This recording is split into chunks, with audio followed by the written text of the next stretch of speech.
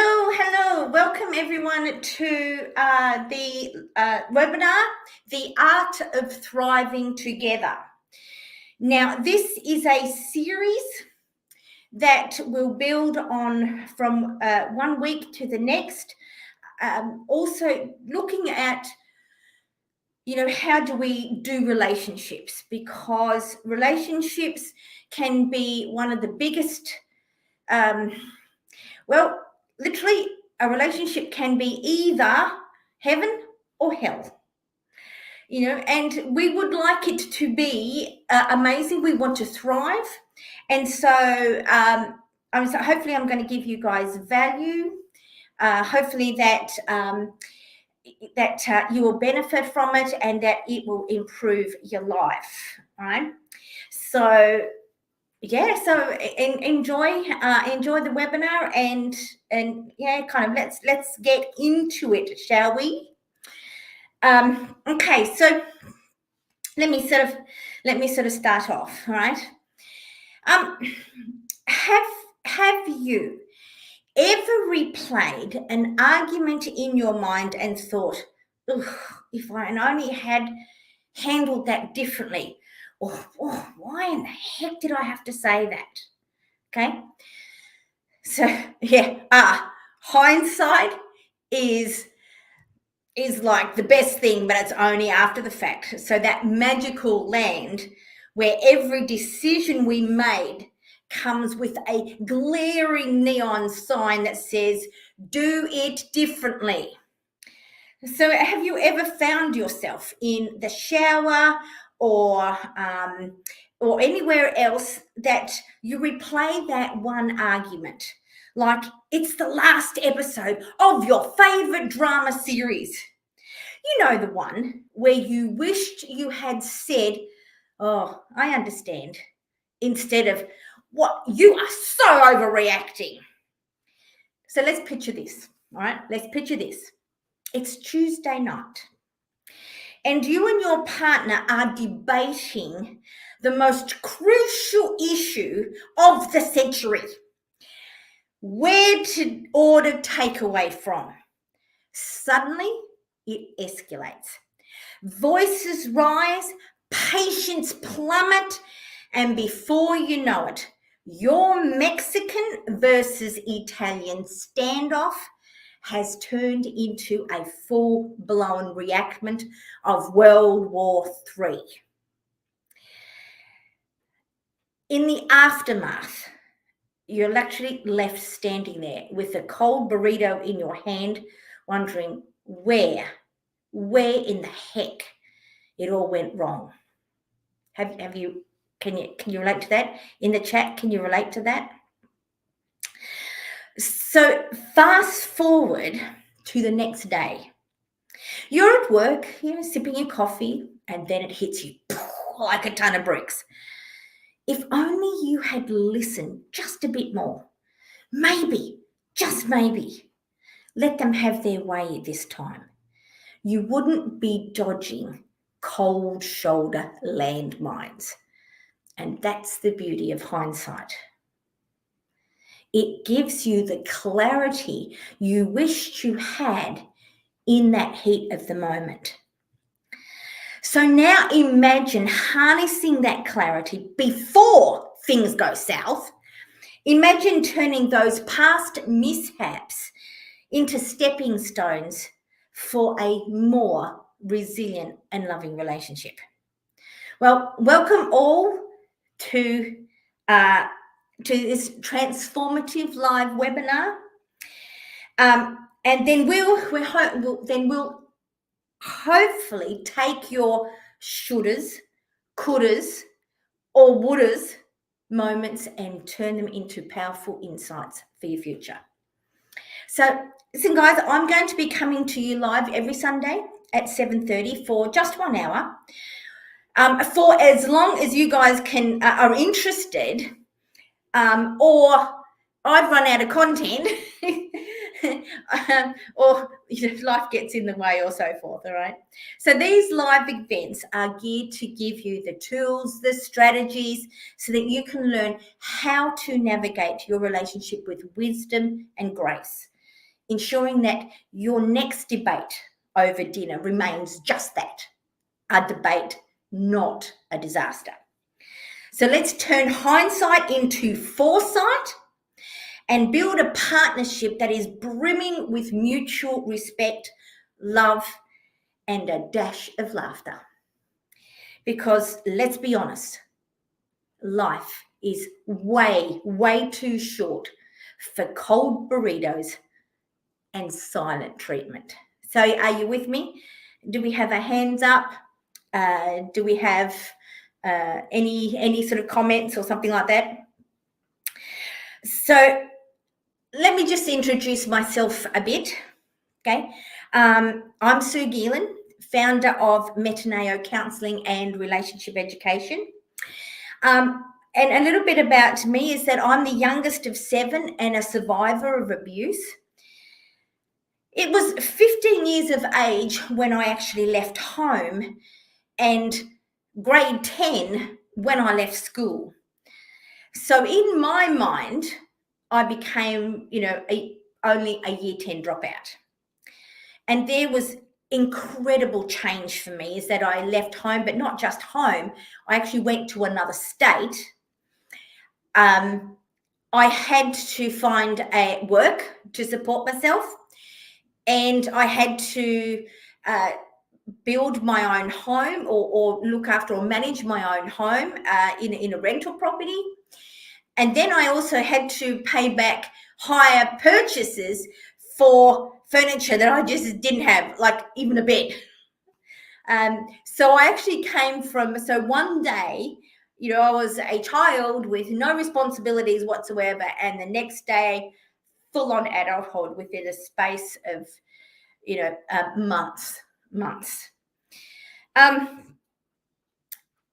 And my first thought was, what the heck was that? What the heck was that? And I wondered, there must be something that I'm missing. Is, how do you do relationships? How do people have good ones? How do you do relationships? So I began my career as a shop assistant. Then I managed to get into aged care nursing. Then sort of from there, I went to college and did secretarial. So for the next 33 years, basically I oscillated between nursing and secretarial, all right? And it was in that, when I was on a shift with someone, is that I had a captive audience, and I used to ask them, how do you do relationships? What's the most important? How do you deal with parents? How do you have a relationship with system? What do you like? What do you dislike? And I was just a sponge, bringing all this sort of stuff into my existence, trying to work out just exactly, the pros, the cons, and what I needed to do to be in relationship. Then at college, at age 23, I met David. And we sort of started dating, and I actually ended up saying to him, look, I'm actually giving you an out, because I come with a whole lot of baggage from the abuse, from everything like this, and I wouldn't want to marry me. So, and I'd be okay. I mean, I'd be hurt, but I'd be okay if you didn't, because, this is the rest of your life you're talking about. But bless his heart, he just grabbed hold of me and sort of said, no, you're not going anywhere. We're going to do this together. And so I said, okay, if we're going to do this together, now how are we going to make this work? Because I sort of said, I only want one relationship, just one.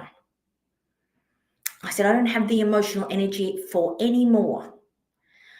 Okay. And so we spent the first 3 years of our lives just talking about scenarios after scenarios. We observed stuff and would then talk about it. What would you do in that situation? What would I do in that situation? And again, what would we do in that situation? So we ended up literally probably having teenage kids before we even had kids, because we went that far in advance. And then and that was 36 years ago. And we made it work in spite of where I had come. And we brought up two amazing girls, two amazing young women now, who have gone off to start their own lives and family and so forth. So how did I become from year 10 dropout to doing practical work into becoming a counsellor and relationship educator? Well, it was 11 years, and 11 years ago that I was working at a secretarial job, and I was getting my can you see it? My eternity ring made. So I was really excited. And one of the girls actually asked me, he said, "How do you do it? How do you last for 25 years?" He said, "We've been married a year and we are struggling." So I started sharing with her my tools, my thoughts, ideas, and so forth. And for some reason, that's, for someone who doesn't feel too much, I kind of got the passion in the belly. And then with that passion, the desire to share my knowledge with other struggling couples so that they can have, in spite of everything, they can create for themselves their own amazing, thriving togetherness, their amazing, thriving relationship. And all it needed was some few tools and strategies. So what I did over the next little while, of about 5 years, I developed my two signature programs called the Loving Me program and the Loving We program. And in that time, I studied a Master of Counselling degree and became a solution-focused counsellor, and opened up my own private practice, Metanoia Counselling, in 2017. And now I teach the art of thriving together, emphasizing the transformative power that love and self-belief can be available to everyone in both personal and relation and workplace relations, or any relationship that you have. All right. So why, my people ask me, Metanoia, what's that? What does that mean? And it's an ancient Greek word that means thinking differently. And it is my belief that if you don't put new tools, new strategies, new ways of thinking, then we will always go back to what we've always known. And hasn't Einstein said, the definition of insanity is doing the same thing over and over again and expect a different outcome. And so when couples come into me, they're at a time when their past, as it were, or what they've always done is now no longer working. And I've got a pictorial of that, which I kind of want to share with you, right? A pictorial, right? And here it is. Okay, let's sort of say you start off in a relationship, right? You have an idea of what your happy ever after looks like, right? Your happy ever after looks like. Now, it's not linear like that. There's ups and downs and downs and ups and downs and all this sort of stuff. But we'll finally get there. But then somewhere along the way, the relationship takes a divergent pathway down here to separation or divorce, right? Separation or divorce. And in here, we do behaviors here that you weren't doing when it was great or when it was good. And so when couples come in to see me, oftentimes they want to look at these issues here that are now in dysfunction as they kind of go down this pathway. And so when I sort of say to couples, like, you need to think differently, because what you're doing is not working. And we need to build something new. We need to put new tools, new strategies, new ways of thinking. And so I take you from where you are, okay, anywhere along this line here, when a couple comes to work with me, and I take them from wherever they are and start to build something new and go to a new happier ever after.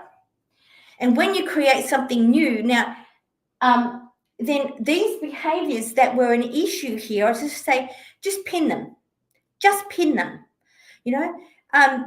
We're not sweeping it under the carpet, because at this time you're too emotionally compromised. Let's just pin them and build something new. And once you're up here, where you're starting to kind of sort of do the right things, and you're starting to, really sort of love one another again, fall in love again, and because we put all the good stuff in place, then unpin those and have a look at them and deal with them at the time when you are in a better emotional place.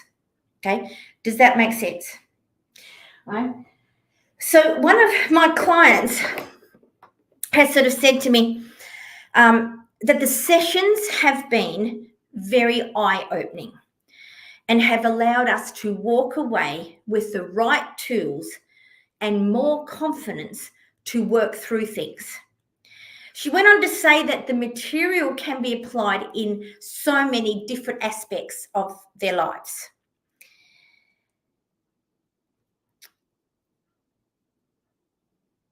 All right, so we're saving people, and then when you get to a new happier ever after, here we are here. And that's a new one. Being open and intimacy and all that sort of stuff, which is where you want to be. Okay. Now, I want to ask a favor of you tonight. Is that if you gain any value tonight, please could you like, share, comment, and then maybe during the week invite your friends, colleagues to next week's webinar or next week's live, and perhaps you can save them or be the catalyst to save them from future pain as they learn how to, be aware of things. Because that is one of the key things in life, is that we have to be more aware of what's going on. When we're more aware, then we're not doing the same things we're always done. We do more, right? So, if you have any questions, please don't write them in the chat, because I've got my head on a trajectory. But what I'm asking you to do, which is hence why I put my contact details in, is that I would love to answer your questions that you may have, get any insights that you may want to share. So I'll ask you to please write them down and email them to me with the first word in the subject line of quest. Okay, so put quest. And then that will that word in the subject line will ping me in my inbox. And then next week's live, we'll have a Q&A session sort of before we get onto the content. All right, so we're okay with that? Thanks, that's awesome. Now, I've got 36 years of a successful marriage.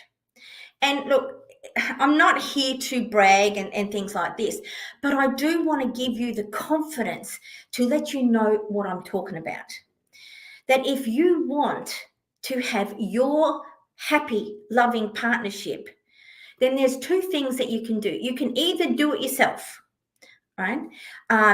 Figure out everything like this, do it yourself, take years, or you can benefit from my hindsight to shorten the gap of where you are here, maybe in dysfunction, and over there, where you want to be. So we're looking at wherever we are here in dysfunction to where you want to be.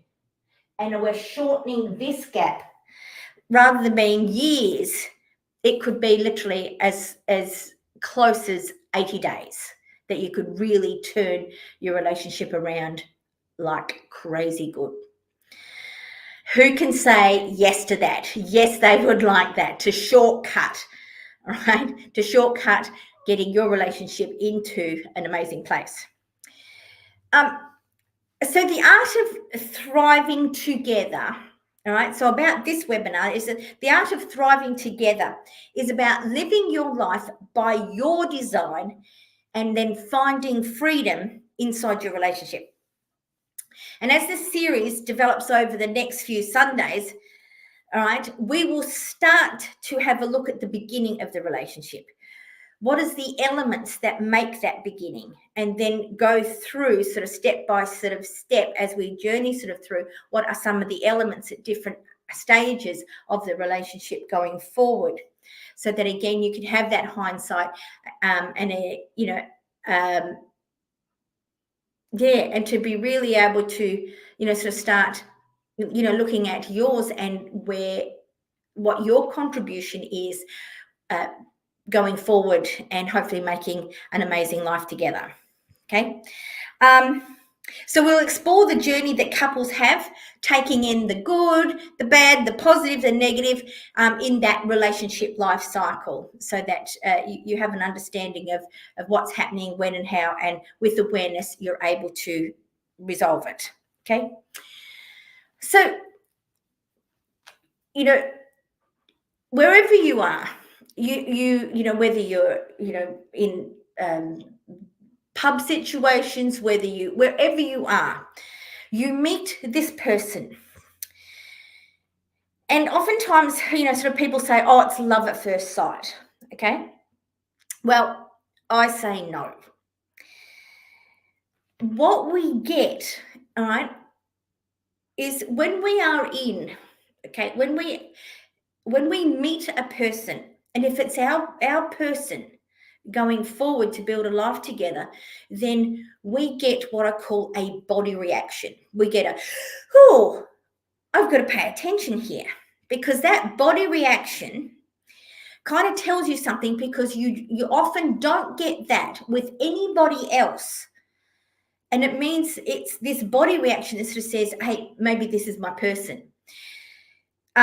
We start to get, sort of stressed because, we start to get adrenaline, cortisol, adrenaline coming in, because we get sweaty palms, we get dry throat. But it also gives us the courage to be able to go up to that person, that complete stranger, and sort of say, hey, I find you attractive. Can we exchange numbers? Can we have it, can we talk? You caught my eye, something like that, that gives you the courage to go up to them. But what it is, okay, and this can be an overwhelming sensation that feels like love, but it isn't. And this is, I suppose, this is what I call the miracle of love, because we don't understand why that happens, why you get it with one person, but you don't get it with anybody else, or anybody else. It is actually caused by the chemical reaction in our body and in our brain. It's like we're matching the good, matching the endorphins, between two people. One talks to the other and they go, oh, okay, we match. It's an indication of a very strong physical attraction. So it then becomes, why these two particular people? Now, with all these chemicals racing around our body, it may explain the reason that we are in or become into that honeymoon phase of our relationship, where we can often idolize our partner, magnify their virtues, and explain away their flaws, right? But that there happens, that body sort of thing happens, but it doesn't sustain us for long, is because love is an emotion, and it's an emotion that needs to be fed. And we feed it with what I call my 4 T's.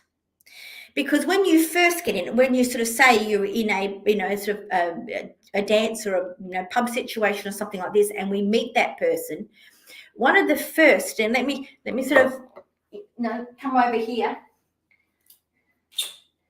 right? And here's the 4 T's, which means we spend time together. We spend time together, and in that time, does anybody have a guess what the other one is? Yeah, no? We talk. Then that may be, 1 or 2 dates or something like this that we sort of do this, but then we add another element into that relationship, and that element is touch. Okay? We hold hands, we kiss, we hug, and then that goes really well. Okay, that feels really well, and we're sort of getting on, well, things like this over a space of maybe 2 or 3 months, that we sort of then say, hey, would you build a life with me?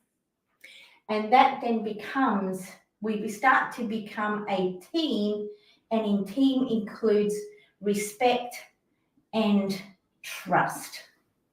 Okay, these grew love, right? And love is an emotion, or the feeling of love is an emotion that needs to be fed, and we feed it with these 4 T's.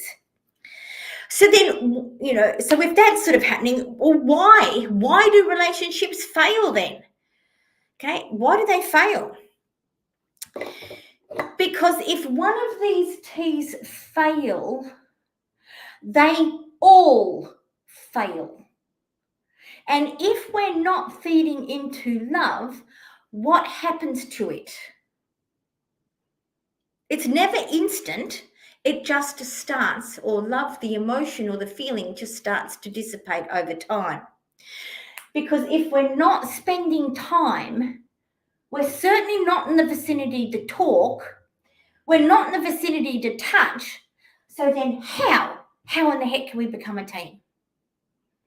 The same thing, if our talk starts to become heated fights or shutdowns, 2 sides of the same coin, you're still in conflict, then do I want to spend time with you? No. Do I want to touch? That's a hell no, that one. Then how can you become a team? Okay. And so if we're not doing this on a fairly consistent basis, then this is why relationships start to fail, and we start to come down this slippery slope here. Okay, is when life, universe, work, even kids can get in the way of this, and we then take that diversion pathway. That's basically all it is.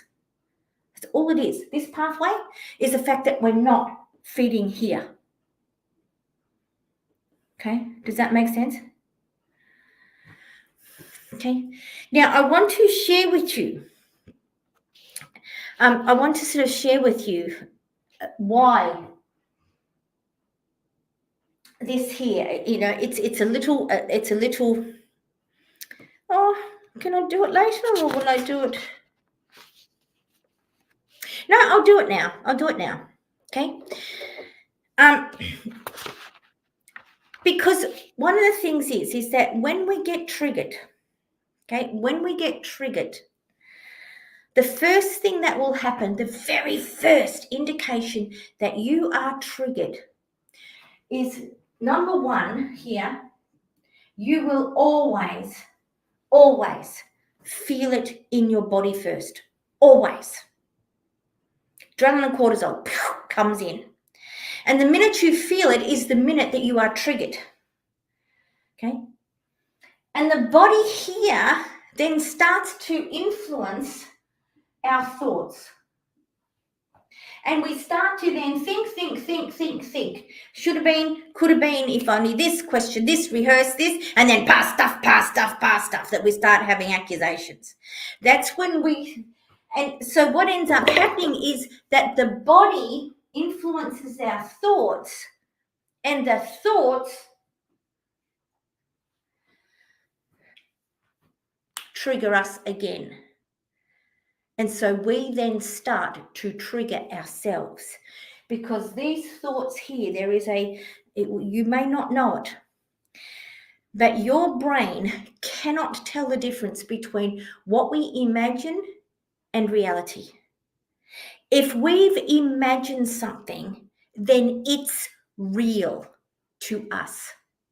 And that's why we can then keep coming back here and we start to trigger ourselves. And this is what's keeping us. And when we're stuck in here 24/7, right, being angry and annoyed and frustrated and all this sort of stuff, then I ask you, how in the heck can you do all the fun stuff here? Guys, it just doesn't happen. Okay. And so being aware of this and getting the tools and the strategies and so forth to be able to deal with this is huge to help you get to the relationship that you really want and you deserve. But one of the things that is most important, coupled with this T here, coupled with this, okay, is that you've got to know your why. Why are you in a relationship? Why are you in a relationship? Okay. As a whole, why not be single for the rest of your life? It would be a lot more easier. But then the question then becomes, why them? Why you? If you don't know your why, then we become a mouse on a wheel, doing the same things we've always done, doing the same things, having the same fight, different days, and we're just stuck in this mouse on a wheel thing. Having your why lifts your head up and sort of saying, oh, that's where we're going. This is what this is. Your why is here to your happier ever after. And you've got to know it, and it's got to make your heart sing, because that's where you're heading. And that becomes then the choices and the foundations of every decision that you make as a couple. Is what I'm going to do or say going to get me to my why? If it's not, don't do it. It's not worth the effort. But if it is, do more of it because it's fun. Because this is fun. This is what started it. Okay? And I've got a car analogy. Okay? So sorry for those people who may not have their car license, but work with me for a minute. You think of something that you want, that's your why in your area. So the question then becomes, why did you get your car license? Okay. Well, for some people it might be, I just want to go from A to B. I might need it for work. I want independence. And the big one, I want freedom. So what do? We willingly put ourselves into this potential death trap. Willingly do this. And then if you learnt on a manual like I did, you got your gears, your clutch, the brake, the accelerator, you've got all the column things, you've got the mirrors, you've got all the road rules, you're thinking, oh, heck, how can I put all this together? Well, we don't say, oh, no, this is too hard. No, I can't do this. Oh, we'll just get public transport, No, we don't do that. What keeps us in that driver's seat is because our why. We want our freedom. We want our independence. We want to get to A to B. That's what keeps us there. So we buck up our courage and we start putting the good stuff in place. We start putting the gears in and the clutch, and we've got to try and manage it somehow. And yes, you might kangaroo hop. You might stall. You might go backwards, especially on a hill when you should be going forward. But over time, you could drive somewhere and don't even know how you got there. Don't even know how you got there. Because driving for you has become so automatic that it's become part of your DNA.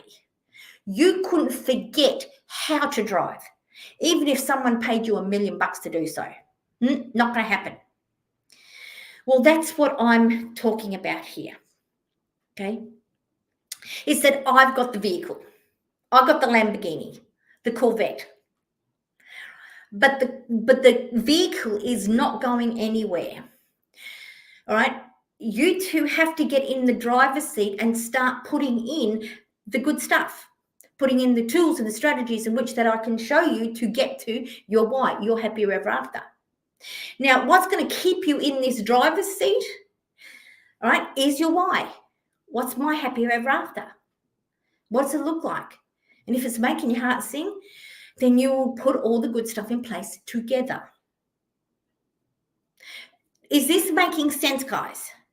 And then over time, yes, you might have a fight. Yes, you might kangaroo hop. Yes, you might stall. All right, but we don't say, oh, no, this is too hard. We'll just ditch the whole relationship and leave and stuff like this. No. You can say no. As long as we know our why and we're both committed to our why, then we can put the good stuff in place and we will get there. Because the vehicle is the how, and I've got the how. I've got that shortening of the gap between here where you are and here where you want to be. Okay? Am I making sense? In the chat, would you just put in the chat, am I making sense? Yeah?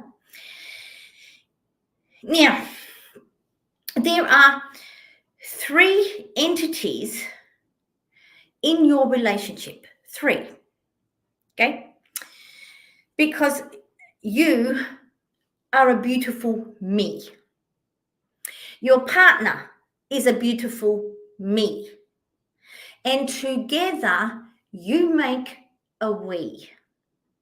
And a we is an entity all on its own. It has its own character. It has its own personality. It has its own identity. It has its own belief because it's you two feeding into the we. And one of the things, though, that, as a couples counselor, and you want to come in and talk about this, the issues that are, stopping you from doing, stopping you from moving forward, and you should say, we want to talk the issues. Oftentimes it is because, they want me as a third party to say who's right, who's wrong. Okay. If anything, when you come to me as a couple counselor, I am on the side of your we. I'm on the side of your we because no one's fighting for it. Okay? And my job and my role is to get you two together with the right tools and the right strategies to work together and play nicely in the sandpit together. That's basically my role. And so and I know it may sound horrible or something like this, but I don't care what you guys have done to all intents and purposes. The past is done and dusted. We cannot change that. What we can change is the emotions that we've attached to that past, and we can sever them with the right tools and the right strategies. And then they won't need we don't need to deal with them ever again because we've severed the emotions, right? And my role is to get you two to work together, to play together, to get to your happier ever after. And I've got the tools and the strategies. Guys, does this make sense? Okay? Because otherwise, who's fighting for your we? Who's fighting for your relationship? Right? So I don't take sides. If someone is doing something glaringly obvious, I call them out instead of saying, well, you can either do something about it and change what you do, or you're going to lose this. You're going to lose your relationship. You've got to choose. All right? You've got to choose whether you want to change. All right? Because we've got to change from the bad habits of a lifetime. We've got to change. Again, we can't do the same thing we've always done and expect a different outcome. It is not going to happen. Change needs to happen. And it's about you two playing together to get it done. Okay? So, guys, what do you think? All right, what do you think? Because one of the things that I do is that the Loving We program, all right, explores this statement. Its purpose is for couples to focus on thinking differently about their relationship. And we explore this statement is that in order to have an amazing we, you must have a strong sense of me. Okay, you must have a strong sense of me.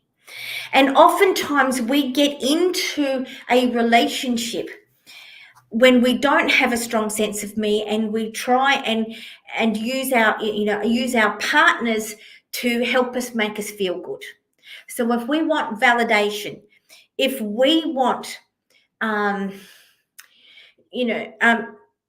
if we want praise, if we want whatever it is, all right, that you are looking for, and you're expecting your partner to do that, then it is something they cannot do, all right? And here is why they cannot fulfill your emotions, okay? Because let me tell you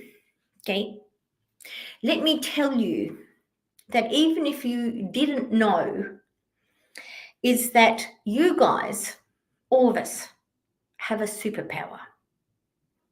Did you know this? And your superpower is these two little statements that I am going to put up.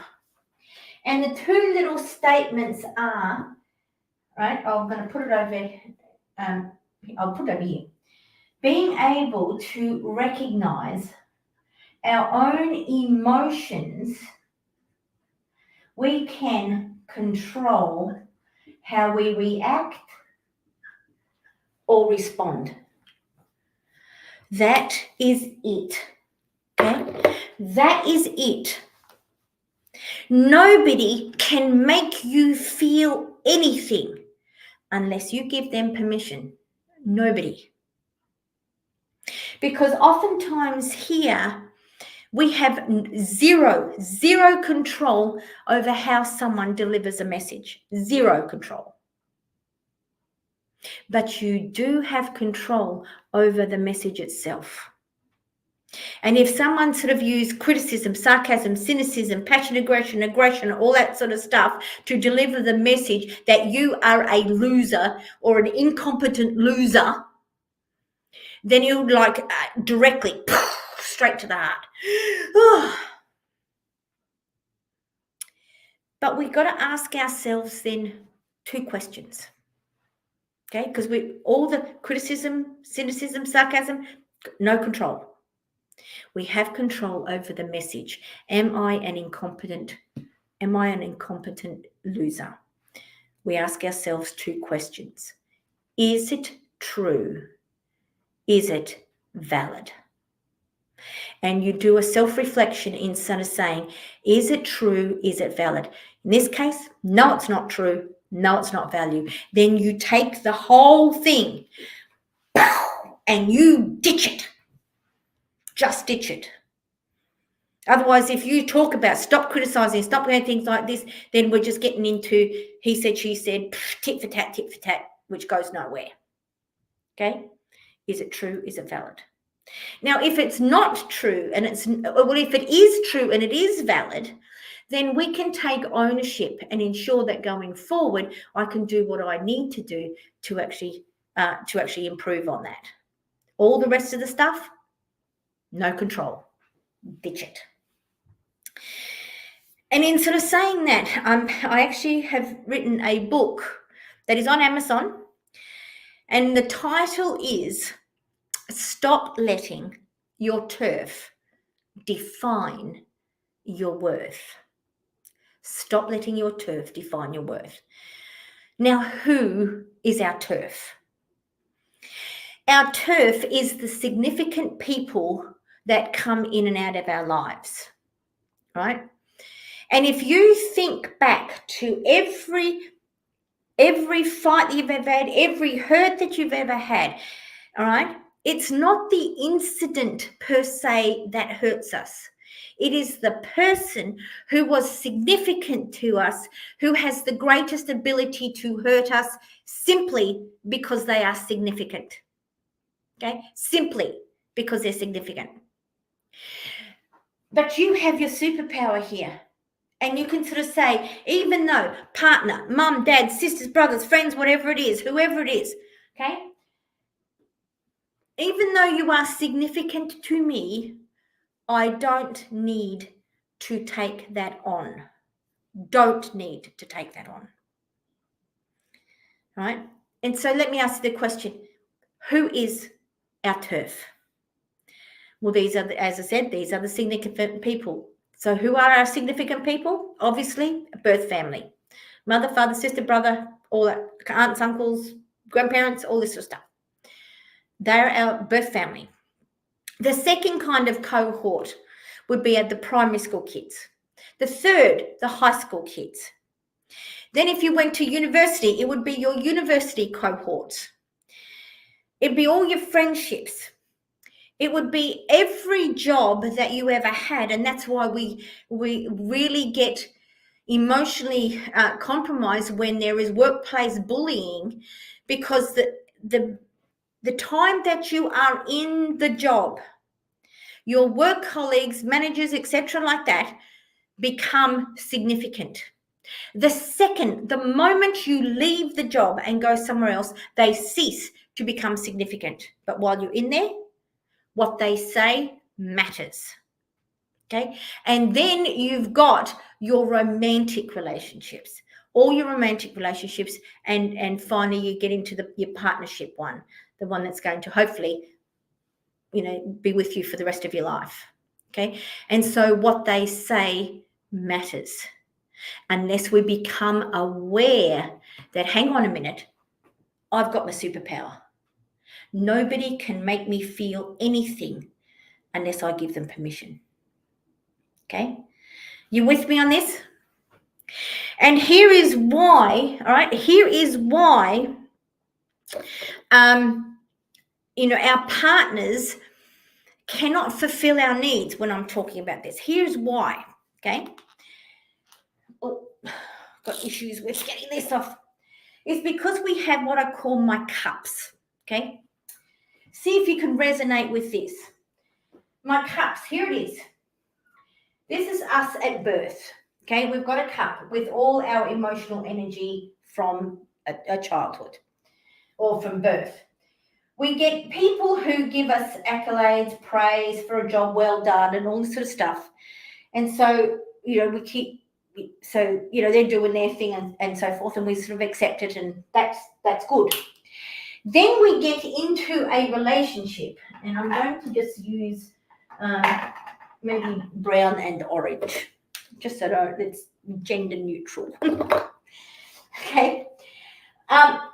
Then we get into a partnership, and our partners, okay, kind of give most of it. They sort of say, hey, we're beautiful and we're handsome, and, I believe in you and all this sort of stuff. And so we go, oh, thank you for that, But most of it, we can do ourselves. And when we fill our own cup with our own needs and wants and so forth, then we've got more than enough emotional energy to then give out to the world. More than enough energy, okay? This is the ideal. But when and I talked about, when we don't have a strong sense of me and we get into a partnership hoping that our partners will fulfill our needs and, make us feel amazing and all this sort of stuff, then this is what happens, okay? The second one. And the second one is virtually the same thing, okay? Where we still have a cup, but maybe we kind of get to a point in our adult years and sort of so forth, or even through childhood, okay, where maybe our emotional energy is about halfway. We still get accolades from people, from, jobs well done and sort of so forth, but oftentimes because we don't think we deserve it, we push it back in their faces. push it back in their faces because we don't think we deserve it. Okay? Then we get into a relationship with a partner and we expect them to make us feel good. They've got to praise us, they've got to validate us, they've got to, 90 worship us almost, okay, to make us feel good. And the reason why they can never do it, right, is because, can't get the lid off. We got holes in the bottom of our cup. And therefore, the more that we demand of them, the more that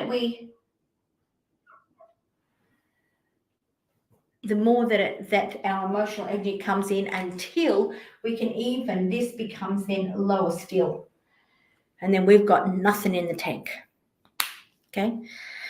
And not only we got nothing in the tank, but our partners have got nothing in the tank because they've just given and given and given and given and given, and there's nothing left. Because we kind of, little succubus at times and okay. Guys, does this make sense? Okay. And this is why, you have to have that strong sense of me because one, of our superpower, and two, they can't fulfill us and they never will. And it is a job that they will never fulfill. And we're putting an unreasonable expectation that they will and do, and they just can't. Just can't. You have to be able to fill your own cup. You have to get to a point where, where in your relationship you can sort of say, you know what? I don't need you at all because I'm totally complete within my own self. But, man, I want you. I want you because my life is enhanced because you're in it. See the difference? This one here is about want. This one here is about need. And I need you in my life to make me feel good. I need you to validate me, to praise me, and all this sort of stuff. And I'm just taken. Okay? This is a huge thing, especially these days when, mental health issues are around, is that we have to have that strong sense of me. And so what my Loving We program, right, literally deals with those two aspects of me and we. The me is the ultimate guide to recreating yourself to be secure and having a strong sense of self-esteem. We're learning how to take back control and live our life with confidence, purpose, and meaning. And then the second part is about the we. It is about unpacking the elements that involved in what it takes to be in a relationship. All right? Because it's awesome to learn more about each other. And the more you know, the more you can build long-term mutual trust and respect. See eye to eye and build strong partnerships that will last a lifetime. Okay? Guys, this is what I do. This is what I do. And and I do that to give you the shortcut that you need to get there. Okay? So let's have a look at we've looked at awareness. The more you are aware of what's going on, we've looked at what are the 4 fundamental T's, what I call the very keys that creates an amazing relationship. Is this started love, it grew love, and people sort of say, well, we've fallen out of love. Well, love is an emotion that needs to be fed. If you haven't fed it, right, the minute you start feeding it, the minute love will start to grow. It because it's an emotion, and if you feed it, it will grow. And so I mean, that is my passion, guys. My passion, and why it is such a passion for me is that even coming from, abuse as a child, my mum ended up being in a pedestrian accident 4 days before my 21st birthday. And with her, kind of sort of set at my anchor to belonging to a family. Even though I had a family at that time, I felt as if I didn't. I felt as if nobody cared because they were living their own lives. That they were kids, their own kids. They were building their own lives. One I went with a single sister, and I do not, I do not hold it against them at all, right? But it was at that time that I felt as if I had no one who cared whether I lived or died, and that became my focal point for when David and I met. And why I sort of said, I only need, I don't have the emotional energy to have more than one relationship. We've got to make this work. Now, how are we going to do that? How? And so this is why I developed these programs, all right? Because I am so passionate that you guys we don't need divorce. Because when you first met, you loved one another. Your body told you so. You had that body connection that you didn't have with anybody else. Is that we just lost our way down this pathway. We lost it. But all it takes is a choice from both of you to say, you know what? Even though we've lost it, we can choose to regain it. But we must build a whole new relationship on whole, strong, solid foundation for you to live the rest of your lives, helping and supporting one another. Okay? Right. I would love to be a disruptor of the divorce courts. All right, because I sort of feel, and sorry, guys, I'm not talking about the extremes of, domestic violence or anything like that. I'm talking about normal, I'm talking about functional, dysfunctional relationships, not the extremes, right? Because yes, there is some where you need to get out if you are feeling unsafe. But if you are in a normal and we're just butting heads, we're fighting all the time, we're not connected, we're not loving one another, then putting the new tools, new strategies, new ways of thinking, and all it does is start with a choice, right? So, guys, that's it. I hope you have enjoyed this. This is deep. It's deep. I know. It'd be nice to give you a blue pill or, to say, here, this will fix your relationship. But we've got patterns of a lifetime that we need to change, that are dysfunctional patterns that no longer serve you. And so, and then all it is it takes a choice. Now, next webinar, we're going to actually be looking at conflict and how to recognize the triggers so that we can resolve them. That's the first thing, because that's the big thing. When this starts to fail, then fights come in and then everything else fails. So again, my invitation to you is, in the chat, if you sort of hear, put a, loved it, put a, whatever it is, in the chat to sort of say that you've found some value in this tonight. And if you're interested in diving deeper into the relationship dynamics and learning practical tools to foster healthier, happy relationships or partnerships, then join me next week. Invite a friend, partner, to begin this transformative journey together. And then again, remember, if you have any questions, email them to me at this email. And again, in the subject line, please put quest or, for question.